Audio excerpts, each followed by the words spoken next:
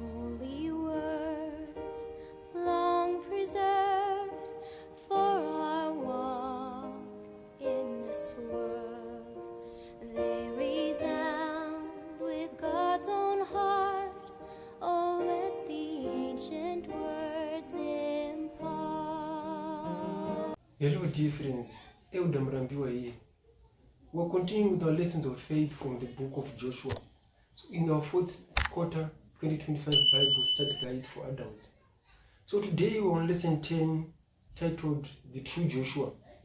So for this week's study, I encourage you dear friends to read 1 Corinthians chapter 10 from verse 1 to 13, Matthew chapter 2 verse 15, Joshua chapter 1 from verse 1 to 3, Acts chapter 3 from verse 22 to 26, and Hebrews chapter 3 from verse 7 to 4, and chapter 11. 2 Corinthians chapter 10 from verse 3 to 5. Our memory text is coming from the book of 1 Corinthians chapter 10 verse 11, which reads, "Now these things happened to them as in samples, but they were written down for our instruction, on whom the end of the ages is come." So dear friends, in the book of Joshua we see that there's a sense that the life of its main character points beyond itself to a reality that is much greater than the man himself. So we see this principle all through the Bible, such as the land of Canaan, a symbol of our eternal hope in a new earth. And of course, the earthly sanctuary service pointed to a greater reality, open quote, "But Christ came as a high priest of the good things to come, with a greater and more perfect tabernacle, not made with hands, that is not of this creation," as given in Hebrews chapter 9, verse 11. So, but this question arises, in what ways does Joshua point to a future fulfillment? How can we be sure that such an interpretation of the book is legitimate? What are the biblical principles that control the application of the book of Joshua to New Testament realities and to end-time events? So dear friends, this week we've been looking at the principles, or we're going to look at the principles of biblical interpretation concerning typology. So we are going to study how the Bible itself contains indicators of typology and how the life of Joshua foreshadows the ministry of the Messiah and points to symbolism fulfilled in the church as well as in the consummation of human history. So study this week's lesson to prepare for the Sabbath 6 December or tomorrow. So let's move on to Sunday. We have the subtopic Biblical Typology. Let's study the following scriptures that refer to types and try to define what biblical typology is. Romans chapter 5 verse 14, 1 Corinthians chapter 10 from verse 1 to 13, Hebrews chapter 8 verse 5, Hebrews chapter 9 verse 23. These biblical passages use the term type, which in Greek means typos or antitype. Greek antitypos to refer to the way of the New Testament writer define the relationship between an Old Testament text or event and its meaning in its old time or in the future. Typology is a specific interpretation of persons, events, or institutions that prefigure Jesus or other realities contained in the gospel. The type corresponds to the antitype as a mold or a hollow form that reflects the original form, even if the latter, the antitype, more fully fulfills the purpose of the type. Therefore, the biblical type was shaped according to a divine design that yet existed concretely or conceptually in the mind of God, and it served to shape future copies or antitypes.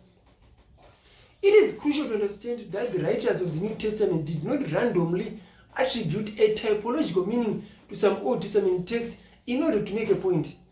An Old Testament type is always validated in the prophetic writings before it acquires an antitypical fulfillment in the New Testament. For example, look at how David appears in the Old Testament and then how he is prefigured in the New. What lessons can we learn about how typology works from this example? David, Psalm chapter 22, verse 1, and from verse 14 to 18. the new David, Jeremiah chapter 23, verse 5, Isaiah chapter 9, verse 5 to 6, and Isaiah chapter 11, from verse 1 to 5. The antitypical David, see John chapter 19, verse 24. But by looking at these texts, we discover that the Old Testament itself provides the key for identifying and applying types in the scriptures. That is, New Testament writers whose scriptures was the Old Testament were inspired by the Holy Spirit to use the Old Testament types to reveal present truth. See 2 Peter 1, verse 12. Is special about Jesus and his ministry. So let's move on to Monday. We have the subtopic type and antitype. Interpreters of the Bible cannot arbitrarily decide on what constitutes a biblical type or how that particular type is fulfilled in the New Testament and beyond. The Bible itself provides some controls and principles as the application of biblical typology. Similarly, the New Testament unfolds the antitypical fulfillment of a type in three distinct phases. Number one, in the life of Christ, the Christological fulfillment. Number two, in the experience of the church, the ecclesiological fulfillment. Number three, at the end of time, the eschatological fulfillment. We can find these types and antitypes all through the Bible, and they are very helpful in showing readers how to understand the Bible and what truths the Word of God is teaching about Jesus, salvation, and ultimate hope that we have. So, dear friends, let's look at the following Old Testament types: Israel, the Exodus, and sanctuary. How is each fulfilled in three antitypical phases: the Christological, the ecclesiological, and the eschatological? Israel, Christological phase, Matthew chapter 2, verse 15. Ecclesiological phase, Galatians chapter 6, verse 16. Eschatological phase, Revelation chapter 7, verse 4 to 8 and verse 14. The Exodus, Christological phase, Matthew chapter 2, from verse 19 to 21. Ecclesiological phase, 2 Corinthians chapter 6, verse 17. Eschatological phase, Revelation chapter 18, verse 4. Let's move on to the sanctuary. Christological phase, John 1, verse 14, John 2, verse 21, and Matthew chapter 26, verse 61. Ecclesiological phase, 1 Corinthians chapter 3, verse 16 to 17, and 2 Corinthians chapter 6, verse 16. Eschatological phase, Revelation chapter 3, verse 12, Revelation chapter 11, verse 19, Revelation chapter 21, verse 3, and Revelation chapter 21, verse 22. Since Scripture has a single divine author, the various parts of Scripture are consistent with each other. All the doctrines of the Bible will cohere with each other. Interpretations of individual passages will harmonize with the totality of what Scripture teaches on a given subject. As given in Rao Dedirin, Handbook of Seventh-day Adventist Theology, as established or published by Hagerstown Review and Herald Publishing Association in 2000, page 65. So, dear friends, I have this question that I want to pose to the floor. What do you do when at times you find it hard to understand the meaning of certain passages? A question to think about. So let's move on to Tuesday. We have the subtopic Joshua, the type. In the light of biblical typology, what is the significance of the multiple parallelism between the lives of Moses and Joshua? See Exodus chapter 3, from verse 1 to 2, Joshua chapter 1, from verse 1 to 3, Numbers chapter 13, from verse 1 to 2, Joshua chapter 2, verse 1, Exodus chapter 3, verse 5, Joshua chapter 5, verse 15. As we discovered in the first week, Joshua is presented as a new Moses who, in the life of the second generation, repeats the most significant steps of the Exodus from Egypt. Just as Moses was, he is commissioned by a personal encounter with the Lord. Under the leadership of both, Israel's fame among the nations inspires fear. Moses led Israel in crossing the Red Sea, while Joshua led Israel in a miraculous crossing of the Jordan. Both leaders are reminded of the necessity of circumcision and the importance of the Passover. Manna begins to fall in the time of Moses. It ends with Joshua. Both are commanded to take off their sandals. The outstretched hand of both signals victory for Israel. Moses gives instructions for the division of the land and the institution of the cities of refuge. Joshua fulfills the instructions. Both give a farewell address to the nation and renew the covenant for the people at the end of their ministry. So let's start Deuteronomy chapter 18, from verse 15 to 19. Deuteronomy chapter 34, from verse 10 to 12. John chapter 1, verse 21. Acts chapter 3, from verse 20 to 26. And Acts chapter 7, verse 37. Who fulfills the prophecy of Moses about a prophet like himself? How does Joshua fit into the picture? Joshua's life was a partial fulfillment of the prophecy made by Moses. Deuteronomy 18, verse 15 and 18. However, the prophecy made by Moses was not fulfilled in its ultimate sense. In its ultimate sense, the prophecy could be accomplished or fulfilled only by the Messiah. He knew the Father intimately. John 1, verse 14 and verse 18. He was true and revealed God faithfully. Luke chapter 10, verse 22. John chapter 14, verse 6. Matthew chapter 22, verse 16. God indeed put his words in his mouth. John chapter 14, verse 24. So, both the life of Moses and that of Joshua becomes types of the coming Messiah, Jesus. So I have these questions, dear friends, that I want to pose to the floor. How central is Jesus to your own walk with the Lord? Why must Jesus and what he has done for you be the foundation of your whole Christian experience? Let's ponder upon these questions. Let's move on to Wednesday. We have the subtopic, the true Joshua, the antitype. The story of Joshua must be seen through the prism of typology. The wars conducted by Joshua are historical events constituting an essential segment of Israel's history. The goal of these wars is to settle the Israelites in the promised land, where they can enjoy their allotted inheritance in peace and establish a new society based on the principles of God's law. Later, Old Testament authors such as Isaiah presented the work of the Messiah as also consisting of allotting the desolate inheritances to his people. Isaiah 49, verse 8, using the same terminology that is so frequent in the book of Joshua. As the task of Joshua had been to apportion the land to these Israelites, so the Messiah portrayed as the new Joshua assigns the spiritual inheritance to a new Israel. So let's read Hebrews chapter 3 from verse 7 to 4. Hebrews chapter 3 verse 7 up to chapter 4 verse 11.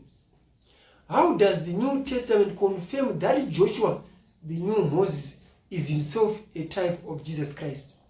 Let's digest upon this question. The authors of the New Testament presented many aspects of the ministry of Jesus Christ in terms of Joshua's work. As Joshua stepped into Canaan after 40 years in the wilderness, so the antitypical Joshua, this is Jesus, entered his earthly ministry after 40 days in the wilderness. See Matthew chapter 4 from verse 1 to 11 and Luke chapter 4 from verse 1 to 13. And his heavenly ministry after 40 days in the wilderness of this earth. Acts chapter 1 verse 3 and from verse 9 to 11 and Hebrews chapter 1 verse 2. After Jesus' baptism in the river Jordan, his crossing of the Jordan, Matthew chapter 3 verse 10 to 17 and Mark chapter 1 verse 9 to 11. The gospel writers quote from Psalm chapter 2, verse 7, and Isaiah chapter 42, verse 1, from a messianic sound and from a song about the suffering servant of Yahweh. Matthew chapter 3, verse 17, Mark chapter 1, verse 11, Luke chapter 3, verse 22, for our kind consideration. Consequently, through his baptism, Jesus is presented as the divine warrior who will, through a life of faithful obedience, even unto death, wage the wars of Yahweh against evil forces. His life and death on the cross brought about the casting out of Satan, led the conquest over our spiritual enemies, offered spiritual rest to his people, and allotted an inheritance for the redeemed. Ephesians chapter 4, verse 8, Hebrews chapter 1, verse 4, and Hebrews chapter 9, verse 15. So I have this question, dear friends, which I want to pose to the floor for us to digest. What does it mean to be able to rest in what Christ has done for us? That is, how can we have assurance that Jesus has defeated Satan in our behalf? Let's move on to Thursday. We have the subtopic, Joshua and us. Joshua as a type points beyond the ministry of Jesus.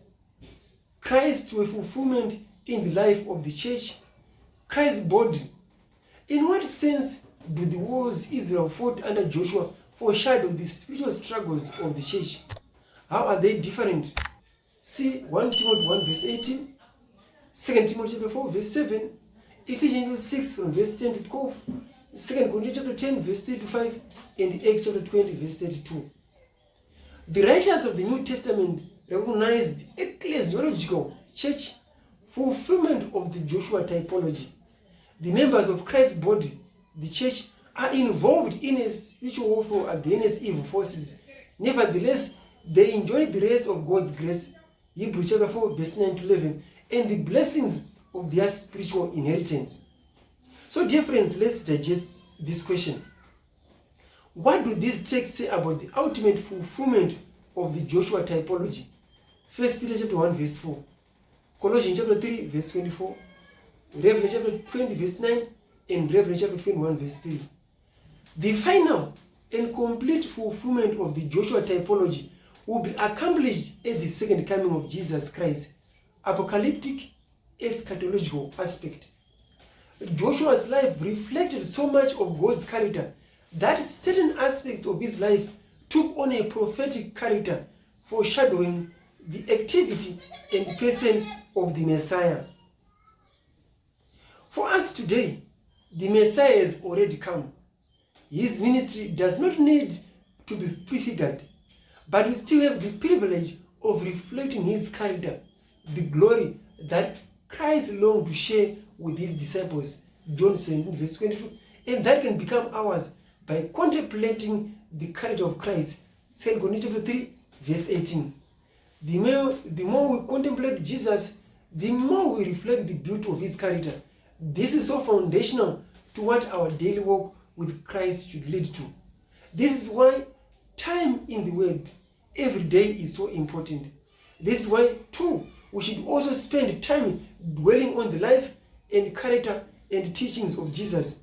By beholding, yes, we do become changed.